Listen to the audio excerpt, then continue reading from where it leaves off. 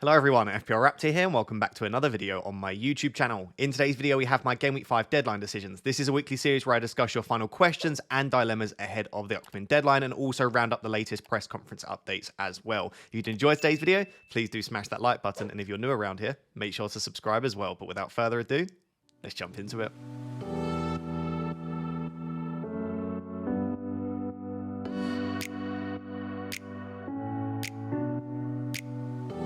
So guys, as always, we'll start with the press conference updates as of Friday afternoon at 3 PM. And if you do enjoy these videos on a Friday and you've enjoyed the content recently, despite me having a bit of a stinking start in terms of my own team, please do consider liking the video and also subscribe as well for plenty more content throughout the FPL season and to watch my journey to try and recover from such a terrible start. So, we'll start with the press conference updates, and we actually got a lot of important press conference updates, but the reason that I timestamp this as being recorded at 3 PM on Friday is we often get quotes late today. They're called embargoed quotes, which aren't part of the open section of the press conferences, and they come out at around 10:30 PM, 11 PM UK time on Friday, so try to hold off your transfers until then at the earliest, but also on top of that, we often get early team news on a Saturday. So what I would advise you to do is to tune into my deadline stream tomorrow at 9 AM UK time on Saturday. We'll stream for the couple of hours before the deadline, and I can update you on any team news that we get in terms of the embargoed quotes, but also in terms of any team leaks as well. So, we'll start with Newcastle, and honestly, there is no point even me doing anything to do with Eddie Howe in these videos because he's useless. And I've sometimes used slightly stronger words to describe Eddie Howe, but there's just no point.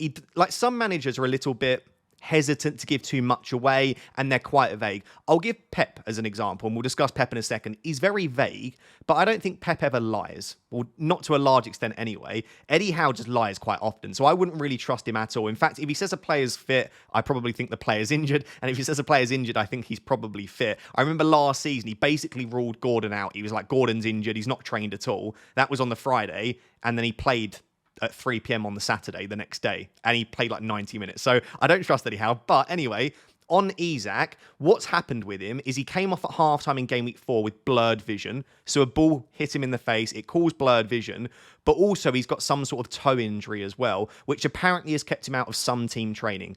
I don't yet know if he's had the ability to train. I've not seen any training pictures from today on Friday, but we know that a few journalists reported that he wasn't in team training on Wednesday. So that's the only update that I have right now. Eddie Howe said that he took a knock to his foot. We'll find out more today and make a decision. Hopefully it's not too bad. If Isak is fit, or even close to being fit, I absolutely think they start him because they don't have Wilson. And as much as Gordon can play that number 9 role, Isak is so important to the team that I think Isak will start if he's available. As of right now, I don't think it looks great, and I'm probably leaning towards saying I don't think he plays. But then again, just because I think he's so important, I think he could. So I'm sadly not going to be able to give you a definitive update at the time of me recording this. I own Isak in my own team, and just because I'm not particularly happy with my bench, and I also don't think Newcastle have been fantastic, and Isak hasn't anyway, I'm probably currently leaning towards selling him. But if on Friday, today when I record this, or Saturday morning, we get a positive update and it looks like he might play, I'm more inclined to keep him for Game Week 5 and then maybe look to move him on in Game Week 6 or Game Week 7 when I wildcard. So I think it depends on your wildcard window, it depends on your bench, it depends in your trust in Eddie Howe and also how many minutes you think he'll get, and you just need to make your own judgment call. But like I said, I am leaning towards selling him myself, especially when we've got someone like Watkins available, who we'll discuss in a second at a very similar price. On Joao Pedro, Hertzler has been very vague, so he appears to also be a manager that isn't going to give us that much. But he said today he will train today with the team, then we have to see how it's going. Of course, we won't take any risks, but he will be a part of training today. The longer quote, he said that, of course, if he can do the movements, then he'll play. The other thing that was very good, especially if you're a Joao Pedro owner, is he said that every single team has that one player that can make a real difference. They're the difference maker in the team, that they can win a game by themselves, and that Joao Pedro is that player for Brighton. So I don't think there's any world in which I would sell Joao Pedro this week. Even if your bench is really weak, even if you're maybe looking to wildcard soon, I still think I'll just hold Joao Pedro. And I'm starting to think increasingly more so that Joao Pedro almost feels a bit like, at the moment, unless something changes, a bit of a season keeper at that very, very cheap price. Because he's on penalties, the minutes are good, Brighton are a good attack. The underlying data is strong. And I think he's an exceptionally good footballer as well, Joao Pedro. So I think this will be a very, very good season for him. So unlike Isak, because he's expensive and because Newcastle have been underperforming, I don't mind selling Isak. I'm not a massive fan of selling Joao Pedro if you own him. So I would probably keep him. As to whether he starts this weekend, I have no idea. Brighton play on Sunday, so he has an extra day in comparison to some other players. So I would currently lean towards saying, yeah, I think Joao Pedro probably does start, but he probably won't get 90 minutes if he does. And that's just my prediction. Please don't hold me to that. It's just what I'm getting based on how important he is. And the fact that he was in training yesterday, I believe. He's in training again today. As long as he gets through training okay, I see no reason why he wouldn't start. So that's that on Joao Pedro and Isak. If I had Isak and Joao Pedro, I would definitely prioritise removing Isak ahead of prioritising and removing Joao Pedro. Unfortunately, for those that are on double Liverpool defence or potentially an Alisson owner, Alisson is a doubt for game week 5 with hamstring tightness, and Slot said that it'll be assessed today. That does make the Liverpool defence much weaker, but they are still a very decent defence. They are still playing at home, and so I would still feel okay having Liverpool defenders. If you own Alisson, maybe just wait to see if we get more news. Obviously, it's not ideal because you probably don't have a backup keeper. Maybe you use this as an opportunity to jump off him, especially considering you've got someone like a David Raya there who, no, David Raya doesn't have a great fixture this week, but from game week 6 onwards, he's arguably as good as, if not slightly better than Alisson. So yeah, not great for Liverpool defence, but not the end of the world either. Calvert-Lewin obviously missed out midweek in the against Southampton due to apparently illness, but he was back in team training on Thursday following that illness. So he's going to have at least 2 training sessions before the weekend.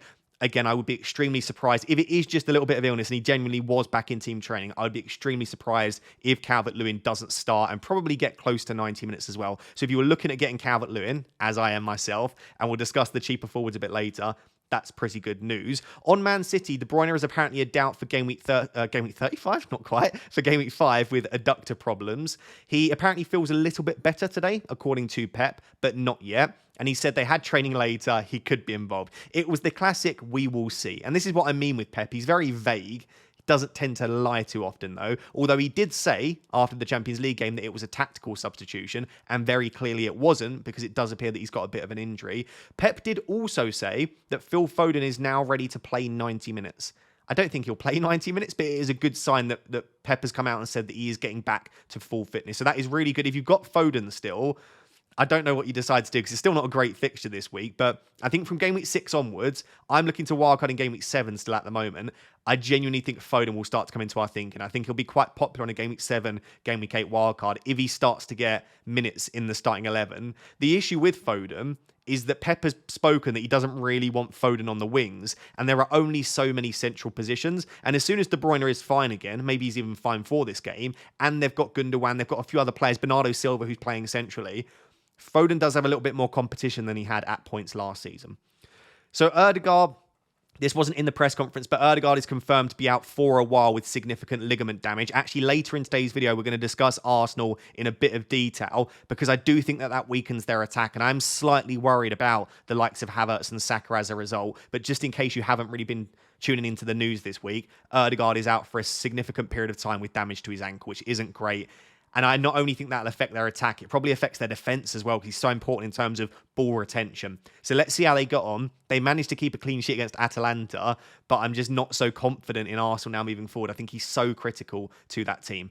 Finally, we finished with Ollie Watkins. We had to wait a little while for Emery's press conference, but he gave us some pretty definitive news. So he said he's available 100% to play. He had some problems, like other players, but not relevant. He's now available tomorrow, 100% to play. I'm a little bit worried that he was so definitive. He's 100%. Now, that almost worries me a little bit. But let's take Emery at face value here and say Watkins is available. That's brilliant news. I myself am very likely to bring him in. I'll discuss my team at the end of the video.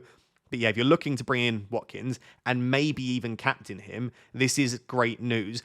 I still think regardless of what he said here, and he has said, by the way, he had problems, he's still probably not getting 90 minutes at the moment because he's not 100%. Despite what Emery says here, you can tell that. But also Duran has been really, really good. So I see no reason why they have to flog Watkins at this point in the season if he is struggling a little bit. So there we go. Those are the major press conference updates. Let's now get into answering some of your key questions ahead of Game Week 5. So I think a lot of people will be looking at making cheap forward transfers this week because you've got the likes of Wissa. Joao Pedro, I think, like I said, I would keep now, but maybe you might look to move him on if we get a further update. And also Moniz looks like he's not going to start in game week 5. That would be my prediction anyway. And even if he does, he's not been particularly fantastic. So as a result, I think cheap forward transfers will be quite popular. Or, by the way, if you're looking to like downgrade an Isak to squeeze in a Salah. So I think there'll be a lot of people looking at that below £6.5 million price for a forward. If you can get up to the likes of Watkins, I absolutely would be looking to do so. And I still think Solanke, by the way, is a player that is just going slightly under the radar in terms of people are either going Watkins or a cheap forward. And despite the fact that for my own team, I'm doing the same, I've just got this feeling in the back of my brain, which is like telling me that I think Solanke could be a really good shout for the next few weeks. But regardless, here is my opinion on some of the cheap forwards. The only ones that aren't here, I think, are actually the two Wolves attackers that people would consider, Cunha and Strand Larsen. I just don't think the fixtures are there until about game week 10 for me. But from game week 10, I can guarantee you Strand Larsen and Cunha will be very popular if they're still fit and available. So for now, no. But lots of people are asking longer term about Strand Larsen. I do like him. So if you're on a wildcard this week, maybe if he can rotate with the players in your team, maybe you consider him. So at that price kind of below the 6 million-ish, you've got kind of Delap, Welbeck, Vardy. You can maybe group together as close to 5.5. I don't mind Delap in terms of the fixtures. As you can see here, in the Premier League, they have the second best fixtures according to Fantasy Football Hub over the next 3 or 4 game weeks. So fixtures-wise, they're there. But Delap's data is rubbish. 0.12 non-penalty expected goal involvement per 90 this season. He's having less than one shot in the box. The only other player to have less than one shot in the box per 90 on this list is actually Jamie Vardy. But he's such an exceptional finisher, Vardy, that that's less of an issue. So yeah, I just think Delap's not getting enough chances basically for Ipswich. Unless I see a sudden change, I wouldn't be interested there. Welbeck I still think is fine as a pick, by the way. The data is pretty strong.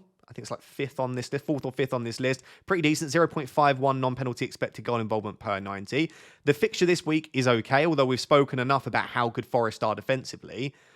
But I just think that now probably wouldn't be the entry point. Last week absolutely was against Ipswich, and sadly he blanked. But I just think the fixtures are starting to run out for Brighton, and really you want to get on a player at the start of a good fixture run. And I think some of these other players, such as Vardy and Calvert-Lewin, are going into a good fixture run now. So I'd rather have had Welbeck previously and now be transitioning to some of these other players. But if you do just want a player that's getting very good minutes and is playing for a good attack and good underlying data and also a good finisher, I still wouldn't overlook Welbeck. But yeah, I prefer maybe the next two options more, which would be Vardy and Calvert-Lewin.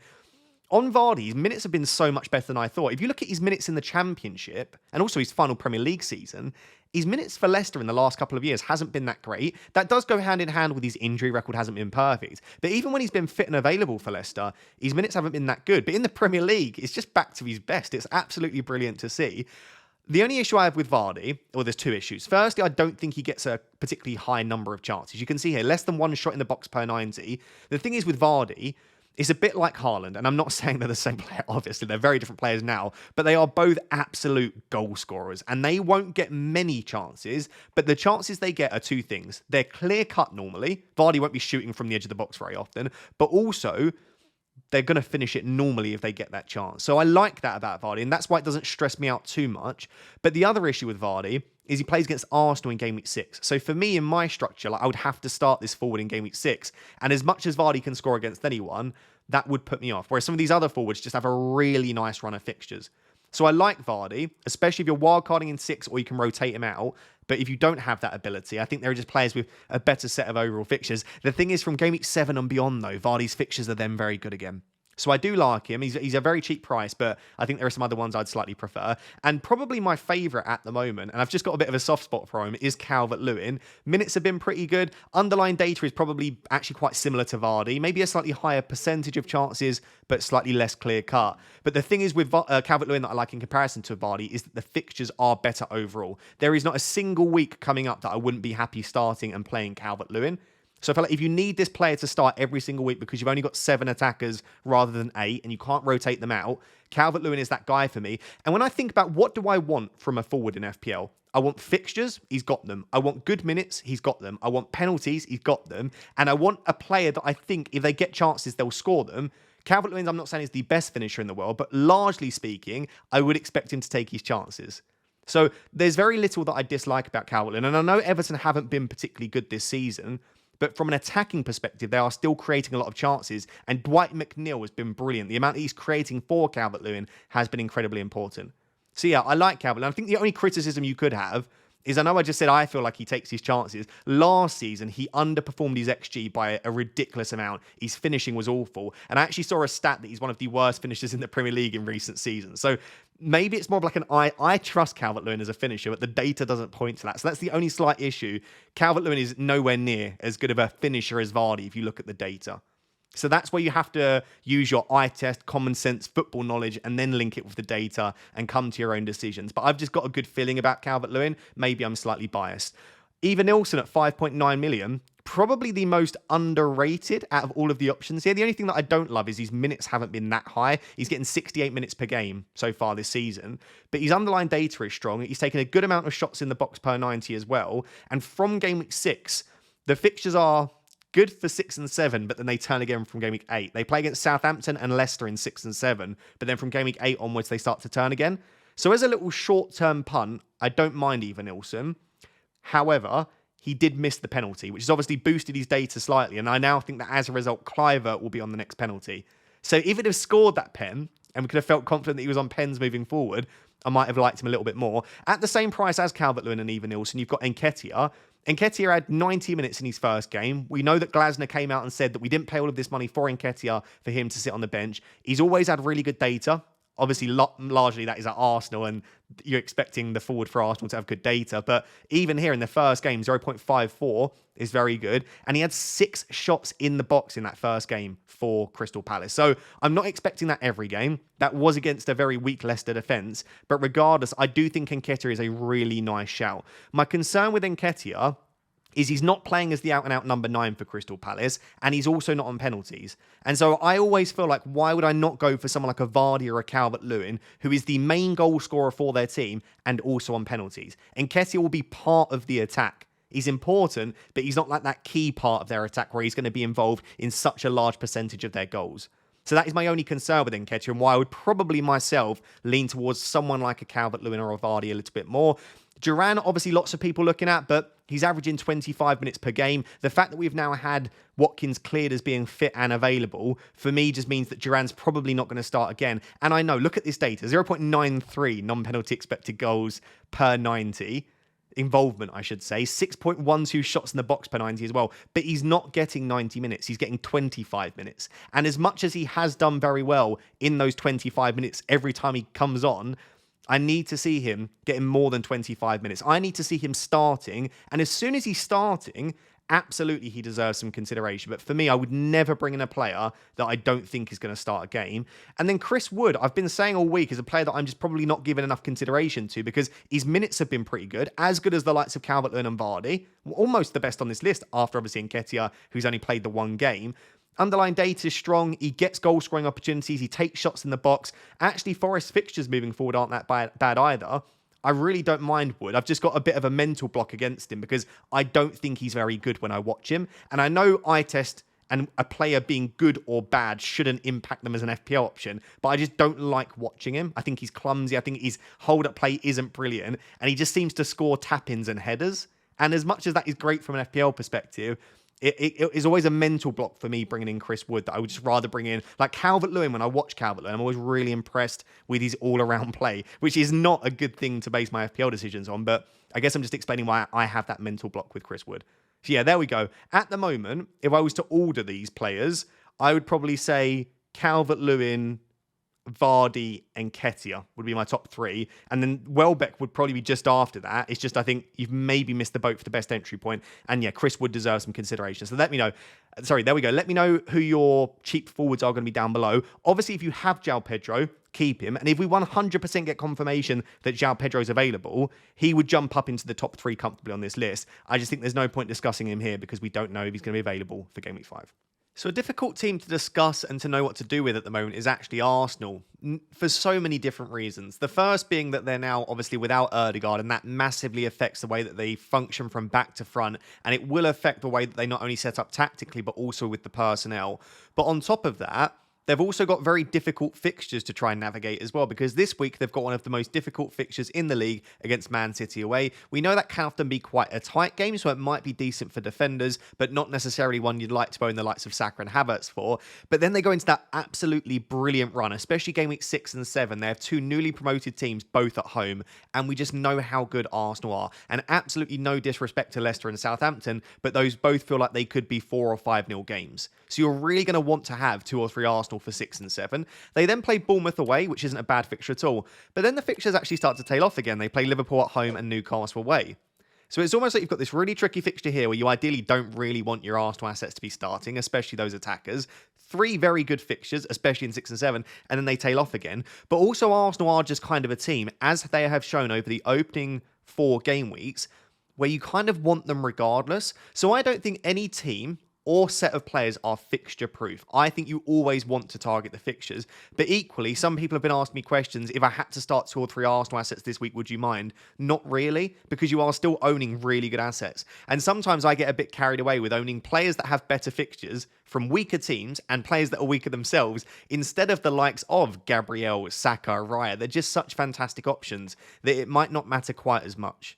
So that's kind of the landscape that we've got at the moment. But also some people are either wildcarding this week or in game week 6 or game week 7. So it is incredibly team dependent. But I just wanted to have a bit of a chat around Arsenal, because what we've seen actually so far this season is not that fantastic. So currently they are sat 11th for expected goals in the Premier League over the opening 4 weeks. And once again, their fixtures have been pretty tricky in comparison to some of the other teams. Also on top of that, they obviously had 10 men against Brighton for large spells of that game.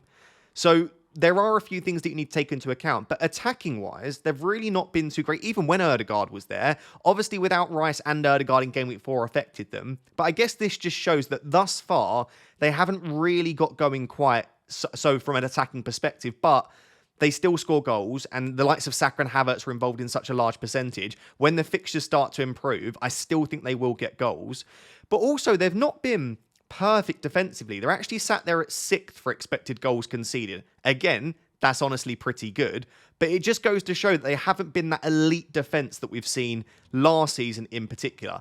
Once again, and I keep repeating myself because it is important, one game they played for a large period with 10 men, and also they've had pretty tricky fixtures in terms of clean sheets. The likes of Villa, Brighton, and Spurs are all very good attacks that you would expect to score goals. And even to some extent, Wolves, they are a team that do get forward and create opportunities.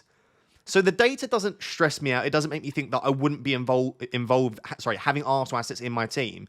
But equally, I've not been overly impressed with Arsenal's start. Then you do take into account that, of course, they have lost Martin Ødegaard. He's going to be out for a while with significant damage to his ligaments. That really does not only, like I said, affect the tactics, but also the personnel. So as you can see on your screen, I've got what I think is probably their strongest lineup at the moment. Bar, I don't think Martinelli should be starting. I think Trossard should. But I also think you could see a situation, as we saw before, where Martinelli's on the left and Trossard's through the middle. But the team was basically that standard back four with Timber, Gabriel, Saliba, White. Then it was a midfield of Rice, Partey and Havertz, with obviously Havertz being the most advanced midfielder. And then it was Martinelli, Jesus and Saka. So that's the team they played in the Champions League against Atalanta. I think that is their strongest 11, but I would like to see Trossard in there because I think he deserves to start. What does this mean? Firstly, I do think that Havertz will play a slightly deeper role than we've seen in recent months. He will not be the out-and-out 9, and even if he does play that role, it will be kind of alongside a Jesus or Trossard, where they're kind of dropping in. One goes to the 9, one goes as the 10, maybe one drops into the 8 role. So I don't think Havertz is going to be that out-and-out forward, sadly, at the moment for Arsenal. Does that reduce his appeal? Yes, absolutely. But I still think he's such a brilliant asset. And he's not playing a deep role. I know on this SofaScore screenshot that I've got, he's playing like in midfield. He's not playing quite that deep. So we will still get forward a hell of a lot. So I still like Havertz, but this maybe knocks him down 10% in terms of his overall appeal. And Bukayo Saka, I said before, there are positives of Ødegaard being out. He's going to be on pretty much all set pieces that require an in-swinger with that left foot. He's definitely going to be on penalties now because he did give the odd penalty to Ødegaard. However, And also, you could argue he could be more important to them in terms of getting goals and assists. But there is such a massive bit of link up between Odegaard and Saka when you watch Arsenal that will be lost. The amount of times that you see, and if you're an Arsenal fan, you'll know this, Saka pops the ball into Odegaard, he then runs in behind the fullback, Odegaard plays in Saka, and then Saka either cuts it back or takes a shot. We have seen that so many times for Arsenal that this is a big, big loss for them. And I can't reiterate how much of a loss this is. But are Arsenal still going to score goals? Yes, absolutely. And will Saka still be involved in a high percentage? Yes. So I think overall, I would say for both Saka and Havertz, I'd say I'm expecting like a 10% reduction in their overall returns, and their underlying data would be my rough prediction. And we don't really know. That's just my prediction. So yes, it does make the attack weaker. And now, kind of looking at it more macro overall, if I was choosing fresh now, I do think I would rather have one Arsenal attacker and two Arsenal defenders. The Arsenal defence over such a large spell has been so strong, and I think we can say over a long enough sample now that the Arsenal defence is better than the Arsenal attack. The thing is, I still think Saka and Havertz in their own right are fantastic assets, but also pricing comes into this. When you're trying to squeeze Haaland in, if you also want to have a Salah in there, and you might want to go for a Phil Foden at some point, maybe you also want a Trent, and you want at least one Arsenal defender, you can't squeeze in everyone. So maybe going for double defence is not only playing into the data a little bit more, but also on top of that, it's also making the squad more affordable. I have seen some people suggesting maybe triple Arsenal defence. Maybe you go for something like Raya, Gabriel, Saliba, because what that does is you are trusting over a large period of time, probably one of the strongest defences we've seen in recent Premier League history. Gabriel and Saliba are so good. But also on top of that, you're able to afford Salah and Haaland quite comfortably at that stage because you don't have to squeeze a Saka in. And if you do have enough space and money for another premium midfielder, you could also maybe even have, like I said, a Foden or a Palmer. So maybe triple Arsenal defence is the way to go. The reason I don't like that is because from what I've seen this season, they have not been quite as strong defensively, despite still being very good. And also, if you decide to then change your mind, you think, actually, Saka has been brilliant, Havertz is playing more advanced than I thought in the absence of Odegaard, it's then a minimum of 2 transfers. So the way that I would view this, I would have definitely, from game week 6 onwards, at least one Arsenal defender, preferably 2. And that third spot, I would either keep completely open, or I would just go for one off Saka and Havertz. And that depends on the rest of your squad, whether you're on a wild card, what you want to do with your transfers. And yeah, I really do not mind the idea of having them in game week 5. It's not an ideal fixture, no, but at the same time, Arsenal are Arsenal. And Arteta will find a way to keep a lot of clean sheets despite the fixtures and also score a lot of goals as well. I guess Raya just very briefly deserves his own discussion just because he's been brilliant. What I would say is the fact that Raya has been so brilliant tells you a little bit about how Arsenal haven't been quite as dominant defensively. Because if you think back to last season, Raya wasn't brilliant. Raya didn't really have to do much, and that's no disrespect to him. He averaged less than 2 saves per 90 for Arsenal last season in the Prem. It was 2s and 6s in terms of FPL points, and he didn't have to make many saves. The fact that he has been so exceptional, the fact that he's made so many saves and everyone is talking about how brilliant he is, shows you that they are conceding more shots. So to recap all of that, and just to give you my final opinion, I would want 3 Arsenal in game week 6, yes. And if it was me now, I would have Raya, Gabriel and Saka. But I think there is a discussion to be had about maybe going for 2 Arsenal and leaving the third spot open and having just Raya and Gabriel and maybe not committing to a Saka. Or potentially you could go for a Havertz instead and just think that Saka's a lot of money considering Odegaard isn't there, and that might allow you to keep Salah. I don't think there is a right or wrong answer here, but you definitely are going to want, for me, at least 2 Arsenal assets in game week 6. So guys, very briefly, because I feel like I discuss this every single week, I just wanted to have a little chat about the best £4.5 million defenders, because many people are looking to wildcard soon or this week.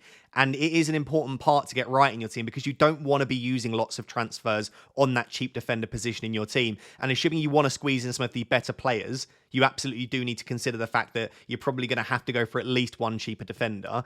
So here are the non-penalty expected goals conceded ranks for the defences which have £4.5 million defenders, the team and obviously the players that you might want to consider.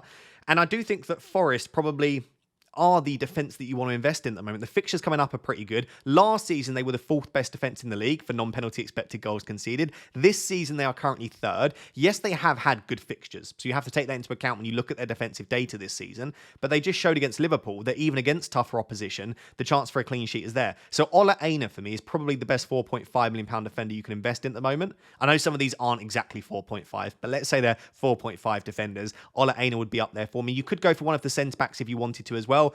Maybe slightly safer for minutes, but it looks like that with Moreno coming in at left back, if he starts at left back, it will just be Aina that switches out to right back. If you're not interested in Forest or you've already got one, maybe Chelsea deserves some consideration. They're actually 4th for non-penalty expected goals conceded this season. Colwill could be worth a shout. I think Fofana has started every game for Chelsea as well.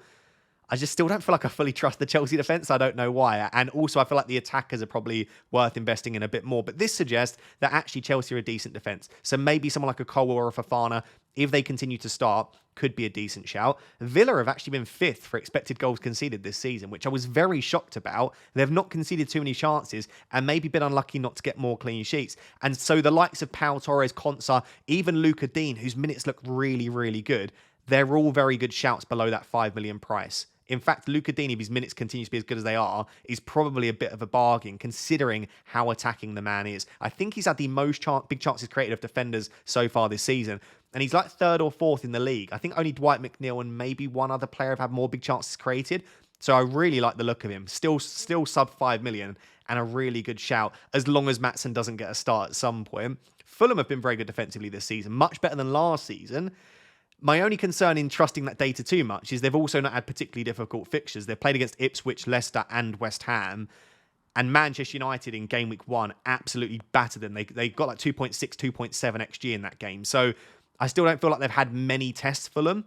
And so I would be a little bit worried trusting that too much. However, someone like an Anthony Robinson is and will continue to be a very decent shout. I wouldn't be selling him in your teams right now or desperately trying to move him out. But on a wild card, I still don't know that I would have Anthony Robinson. I think there are other defenders with slightly better fixtures moving forward, playing for equally decent defences. For Brighton, someone like a Lewis Dunk is still an okay shout, but the fixtures are starting to turn. Manchester United, Mazraoui could be an okay shout, but I just don't know that his minutes will be... At the moment, they feel pretty secure, but I don't know that moving forward if he'll get every available minute. Although we just don't have many alternatives, I suppose, at the moment. And he's also not that attacking. And I also don't trust the United defence. So I wouldn't be going for a Mazraoui, but you've got that option there. Crystal Palace, 15th for expected goals conceded this season. I'm not sure I'd be that interested, but someone like a Mark Gay is not an awful shout. Brentford's fixtures start to turn for the better from game week 6 onwards. So someone like a Collins or a Pinnock, assuming they continue to start, will be really good shouts. And then I just wanted to have a little bit of a shout out to Leif Davis, who I still think he's really good. I know Ipswich are down in 17th, but you have to remember that they've already played against City and Liverpool. So that will massively skew how bad their defence actually is. Maybe if they hadn't played 2 of the best attacks in the league thus far, their defensive data wouldn't look quite as bad as it is. So that is something to consider. And then if you don't want to go for a Leif Davis, I've got some other options here. Sugawara from Southampton, been incredibly attacking. Van der Ven, actually Spurs' defensive data hasn't been too awful. I just think I'd rather try and squeeze in a Porro. I'll probably go for no one. Emerson, you could go for a West Ham defender. Defensively, they've been a bit meh at the moment, but an okay shout. And then Mikalenko, Everton have been rubbish defensively, but the fixtures are starting to improve now from this week, as we spoke about with Calvert-Lewin. So there is the option, I suppose, if you want there to go for a Mikalenko. But for me, if I was to summarise, because I think it's relatively easy, Aina for me at the moment is the best 4.5 defender. If you're not going for Aina, I like an Aston Villa defender still. I would probably just not pay the extra for Luca Dean because I worry about his minutes, but maybe I'm wrong too. So any of those are fine. And then Robinson, Dunk, Mazraoui, Gahey, Collins, Pinnock, Davis, any of those are fine, but you probably only need 2. So Forest defender, Aston Villa defender, that's where I'd go at the moment. So guys, lots of you asked me to discuss wildcard because you are looking to wildcard this week or you're tempted, and just wanted a bit of a chat about kind of the pros, cons of going now versus waiting for 6. So just to recap, and in front of you can see the wildcard draft that I'm going to discuss through in a second. The reason that I don't like a Game Week 5 wildcard is just due to, let's just even focus on Liverpool, Arsenal, City. In Game Week 5, Liverpool have a really nice home fixture. You don't want to sell your Liverpool assets in Game Week 5. Then in Game Week 6 even, they've got Wolves away, which isn't awful. But then from 7 onwards, it's like Palace, Chelsea. Let's actually go through their fixtures very quickly here. So yeah, Palace, Chelsea, Arsenal, Brighton, Villa. This isn't a really nice spell. And I think considering all of the players that you want to squeeze in, you might be happy selling one or two, maybe even a Mohamed Salah from your team. I don't know that right now. It might be that we change our mind on that. But that's why I don't like doing it now, because I feel like you have to keep Liverpool if you wildcard now. Whereas if you wildcarded in a week or two, you might decide to remove a couple of them. And then the issue we've spoken about already with Arsenal is this week it's really not great. You don't want 3 Arsenal for Man City away, but then here you do. But then if you could wait until game week 8 to wildcard, maybe you don't, right? Because they go into this fixture run. So this is why it's important when you wildcard in the window that you choose. And then if we look at Man City, again, you don't want, well, Haaland you might want, to be fair, but you don't desperately need a Haaland this week. And you wouldn't want a Foden or a Guardiola or a Lewis. But then if you were to wildcard in maybe 7 onwards, Fulham, Wolves, Southampton, Bournemouth, Brighton, this is a much better run here. So I just think that 5, you'd want to pivot into probably Arsenal and City, and probably you want to start pivoting away from Liverpool, but game week 5 is not the week to do that. So you either are forced to have a suboptimal team in 5, or you have a good team in 5, but then you're already booking in a few transfers. And that's not also considering the fact that many other teams, fixtures transition in 6 or 7 as opposed to 5. So there are just loads of reasons that I don't love it as much. But if you are to wildcard in 5, and it is viable, I just think that you need to find that balance. You don't want to build a game week 7 wildcard in game week 5 and just do it now. Because what you're doing then is, yes, you've got the team that you'd want from 7 onwards, but you're not gaining the advantage that you would have had from wildcarding in 5. If you're wildcarding in 5, you need to do something that gives you an advantage in games 5 and 6. Otherwise, why are you doing it now? You might as well just wait. But equally, you don't want to build a cracking team for game week 5 and 6 that come game week 7 is going to have you massively behind the curve. So it is finding that balance. And I think that starts with Arsenal. I've got 3 Arsenal here because technically in this team, I could bench I could bench 2 of them, or I could just start 2 and bench 1. So I don't have to start all 3 in this current situation. I could bench someone like a Gabriel, but I would have to start Saka and Raya. Of course, you don't have to go for Saka here. You could just go for Palmer and then book in a transfer. But I feel like you don't know what might happen in the next couple of weeks. And if you're starting to book in 3-4 transfers, you're just asking for trouble, I think. So I would have 3 Arsenal, but at the very least, I would have 2. Then the other thing to think about is Haaland and Salah. So people will see that I've got no Haaland there and say, Ross, you are not learning your lesson. And I am not idiotic enough to think that I won't want Haaland from game week 7. But do I need and want Haaland for these 2? Well, I'd like him, yeah. But do I need him? No. What I would do, though, is absolutely have a good route to Haaland at the very latest game week 7. And so what I've done here with this team, you can see Salah, Saka, Watkins. I've left 2.8 million in the bank. There is some temptation to spend that, but the reason I like not spending that is because your route to Haaland in game week 7 is going to be Watkins. So you'll give Watkins Wolves and Ipswich, and then in game week 7, when he's got Man United, you pivot to Haaland. So in this team, you'd go Watkins to Haaland. You've then got 3.5 in the bank. Because you left that initial 2.8, you have the possibility to sell Saka as opposed to selling Salah if you find out that actually Arsenal just aren't clicking. Ødegaard is a huge loss. They're not quite getting the goals. Saka looks a little bit isolated, and actually Salah continues to smash it. Great, keep him. And all of a sudden, you could do something like any player you want. I don't even know. Like a Gibbs White in there you could go for in that role there. Any £6.5 million midfielder, great. I've now got a route, or even a cheaper asset if you wanted to Erling Haaland. However, if you decide that actually, no, they don't need Ødegaard, they're smashing it, well, then you sell Salah, and then you've actually got a really nice possibility to move towards like a Phil Foden with a little bit of money in the bank you'd need to find, or you have the possibility to go for a Bruno Fernandes if you wanted to, or you could go for someone like a Jared Bowen, right? You'd have a bit more money to spend. You could maybe go a little bit more expensive. So you've got 2 different routes there to Haaland. It is booking in 2 transfers. People will rightly point out that that's not ideal because that would be both of your transfers that you'd have saved by game week 7, assuming that you don't have any free transfers now going into the wildcard. But this is what I'm talking about. You know when I said about you need to have the advantage of 5 and 6, otherwise just play the wildcard in 7. The advantage could be that you drop Haaland and you try and cover him or outscore him with someone like an Ollie Watkins instead, who's got Wolves and Ipswich. So that is what I would do in terms of Haaland on a wildcard. The only other stuff to discuss is like going a little bit early on the likes of Semenyo, who this week's got Liverpool, and you're going a little bit early on the likes of Mbeumo, who's got this week's Spurs. It does feel a bit early, but at the same time, like I said, you can't just go for other players that have really good fixtures this week, because then eventually I think you would want the likes of Semenyo and Mbeumo. So I would probably bench Semenyo this week out of this team, actually. Or you could bench Saka, or you could bench Mbeumo. I suppose you could bench Rodgers. People will say they hate the Rodgers pick. Like, I get it, but he's got good fixtures and he's cheap. If you don't want Rodgers, remember, you could just spend all of that money, right? So if you don't say, no, I know I'm going to want to keep Saka, I'll sell Salah to get Haaland, you could just slap a Jared Bowen in there. Easy. Or, if you still want a cheap asset, Sharda. Looks like he's probably going to be starting, potentially even as the number 9 for Brentford.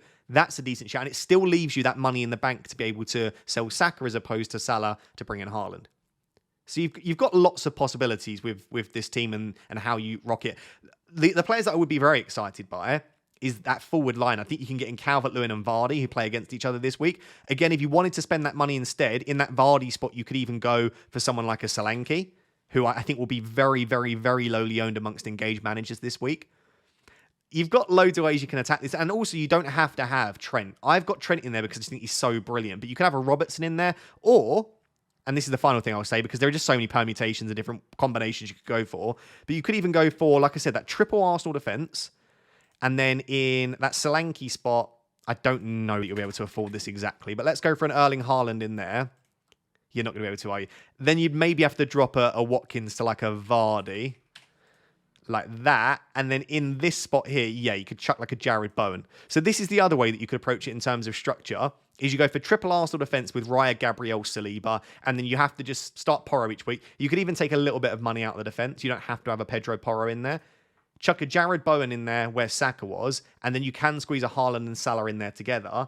And then you've still got your 3 Arsenal. You don't have to book in a transfer for Erling Haaland. You do lose Ollie Watkins, but it's up to you. I guess it's like that sacrifice and what you want to target and how many transfers you want to book in. My general advice would be like, don't book in too many transfers. Don't be in a stage where you've got like no Arsenal and you're going to have to use transfers to bring them in. You've got no Haaland and you're going to have to use like you need to at least think a little bit ahead. And I think that first draft that I showed you probably has the best combination of all of that. If you're on a wildcard this week, let me know what you're currently planning down below. So guys, finally, because I've been speaking for far too long in this video and it's already way too long, but this is my current team at the moment. It's a bit of a stinker, I will admit, but like I just said, I'm not so sure about this week for a wildcard, and I feel like I can sort it given that I have 2 free transfers.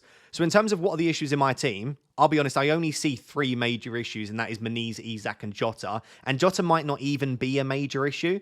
I'm just a little bit worried about his minutes. Like I've got a slight concern that he might... Like, the reason for this is there's a few big Liverpool pages on Twitter and a few fans I've spoken to are saying that there could be a start for Darwin coming.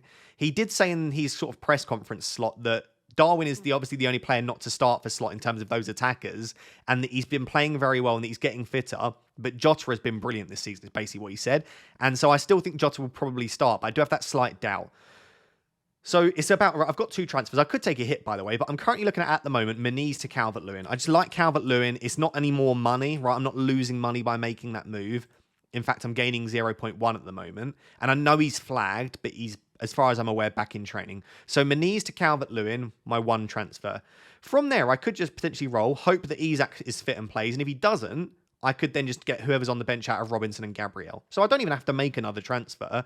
But I kind of want to, you know, my ranks are stinking it up at the moment. I want to get a little bit aggressive, have some fun, own players with good fixtures. And so at the moment, I'm looking at either selling Isak or Jota. So the first option is Isak to Watkins. It still leaves me with a little bit of money in the bank, 3.1 million. And then I could take a hit with the extra 3.1 and make another transfer. But at the moment, it would probably be just that. So it would be a 3-5-2. I'd have to hope that Jota plays. And I'd have Watkins and Calvert-Lewin as my new front line. I could even upgrade Cannon to Solanke, by the way, and just make 3. I could completely replace that awful front line. The other option is, if I don't want to do that, is I keep Isak if I think that he might start. And I actually sell Jota for Palmer or Son. And at the moment, I'm probably leaning Cole Palmer. And so I would have to hope that, again, Isak features. And if he doesn't, I would get a player off the bench. So the combination is basically Jota and Watkins or Isak and Palmer. And I think if I knew that Isak was going to start, I'd probably say Isak and Palmer because they're both on pens and they both have better minutes. But because I don't know that Isak's going to start, and I am slightly worried about his fitness, I do think that probably Watkins and Jota is where I'm leaning at the moment. So as of right now, but again, tune into the deadline stream to see what my final moves are. I'm probably leaning towards doing, I'll try not to actually make the transfers here, Menez to Calvert-Lewin and Isak to Watkins. That's probably where my head's at the moment. And yeah, that would leave me with no free transfers elsewhere to use. Someone did say just make all of the moves, and I can afford it just. I have exactly the money in the bank to make all 3 of those for a -4 hit. So the transfers would be Jota to Palmer, Menez to Calvert-Lewin, Isak to Watkins. it feels like an that does feel like an unnecessary hit. It feels like a hit in desperation of I'm 3.8 million and I'm not doing very well. Please something work out. I kind of feel like I should just make one of the secondary moves, but let me know down below if you like that -4 hit. I could be tempted. I'll have to look at the price changes because I don't know if I want to be priced out tonight, but yeah, that's where I'm currently thinking at the moment. Let me know what you think of my team. Let me know what your plans are as well. And yeah, make sure to tune into the deadline stream tomorrow. So guys, there we have it. That is my Game Week 5 deadline decisions video. Hopefully you found it useful. And if you did and you're still watching at this point, please do smash that like button and also make sure to subscribe as well. I will see you on the deadline stream tomorrow morning. But until then, thank you very much. Bye-bye.